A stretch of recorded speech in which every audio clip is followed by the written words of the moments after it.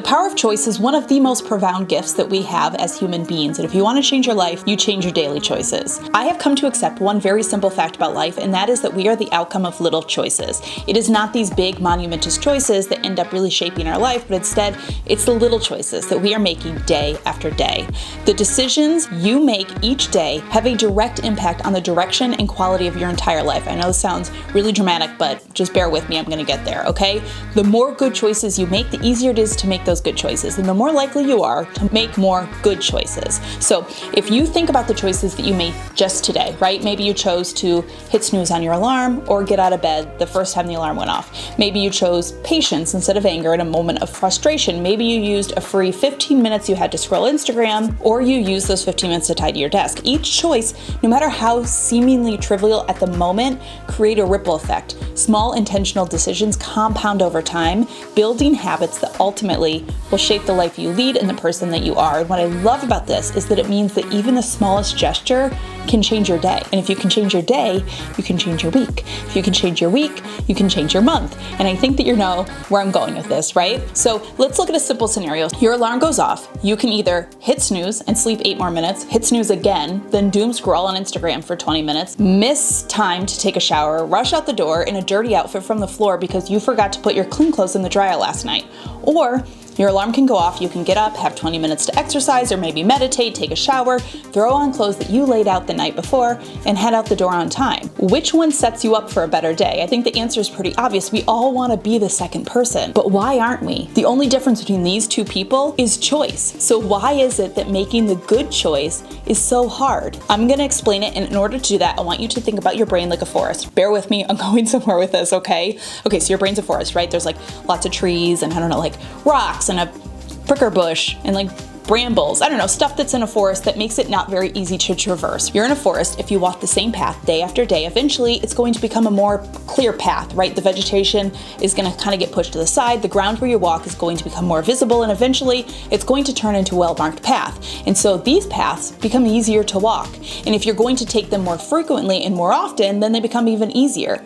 This is exactly how choices work. The more you make one choice over and over again, the easier it is to make that one. It becomes a shortcut in your brain. So make shortcuts to good choices, and those become easier. Make shortcuts to bad habits, and then those become easier. So what to do if you are currently stuck in a bad habit? The beauty of choice is that it is rarely final. We always can choose again, meaning we can always change these shortcuts. While you might have some well-worn paths that make certain choices easier, you can always create new paths. You can choose at any moment to take a different path. And this comes down to day by day, choice by choice. Literally every choice is a new chance. It doesn't require some big monumental push on your end, which is what I love about it. It's literally small little choices. It doesn't happen all at once. You can start as small as a single choice, a single habit. These small, consistent steps might seem really insignificant in the moment, but each one makes that path just a little bit easier to walk. Now, obviously the first step on your new path is going to be the hardest. Until it is a well-worn path, it's going to be hard to choose. So the one thing that you need to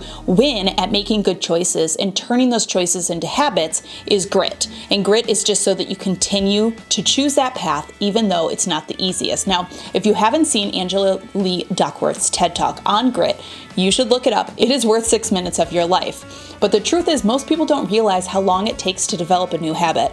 I think I've heard the number 21 thrown around like a million times. The truth is, a habit takes longer than 3 weeks to form. One study I recently read, in which they analyzed a group of participants on the process of forming new habits in their life, found that on average it took 66 days to develop a new habit. Other studies I've read have indicated it can take even longer than that. And I think this is why the power of choice is so important, because you have to continue to make that good choice over and over and over again. And in Duckworth's TED Talk, she discussed how she studied who was most likely to succeed in all different scenarios, from school to teaching to sales jobs to even cadets at West Point. And she ultimately found that there was a single factor that stood out for those destined to succeed, and it was grit, which she identified as the power of passion and perseverance. It's not your IQ or your educational background or your physical strength or even your socioeconomic status or your emotional intelligence that makes you more likely to follow through on your goal or make good choices, but it's your ability and your stamina to stick with your goals day after day, week after week,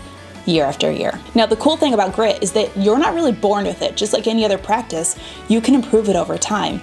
Duckworth indicated that it is a growth mindset that is one of the best ways to improve grit. Now, growth mindset is basically the belief of your abilities to be able to be developed through like effort and practice and learning. Like, it's essentially believing that you can improve through hard work and learning from your failures. Okay, so I'm gonna leave you in this video with a challenge. Identify one choice that you make every day that you want to improve or change, and then do that change or improvement every single day. Make it non-negotiable. So don't make it too big that you're not gonna stick with it. Usually I suggest make it a choice that can be done in like 10 minutes or less to start, and then do it every day. And the first day you feel like skipping it, don't.